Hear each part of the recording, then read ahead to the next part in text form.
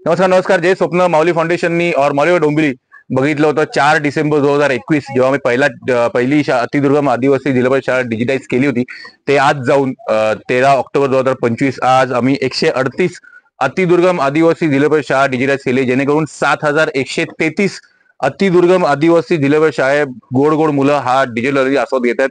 सर्स आणि टीचर्स पण आपल्यावर आहेत. ते त्यांच्याकडे पूर्ण पूर्ण प्रयत्न करतात. बट जर त्यांना जर तारा मंडळ दाखवायचं असेल तर कसं दाखवणार? टेक्स्टबुक मध्ये एकच तारा असतो. त्यांना जर रायगड राजगड किल्ले दाखवायचे कसे दाखवणार? टेक्स्टबुक मध्ये फक्त एकच फोटो असतो. त्यांना जर दाखवायचं असेल की शरीरात किती अंग आहे, किती हाड आहेत, ते दाखवू शकणार नाही. आपल्या टेक्स्टबुक मध्ये, शास्त्राच्या टेक्स्टबुक मध्ये फक्त एकच मुलगा उभा असतो आणि मग दाखवत असतो हे कान, हे नाक, हे पोट. बट डिजिटल लर्निंगच्या डोळ्यां थ्रू हे सगळं ते बघतायत. संगीतमय पाडे बघतायत. सर, एका ठिकाणी मिड डे मीलच्या वेळी रॉकेट लॉन्च कसं होतं हे दाखवलं गेलं.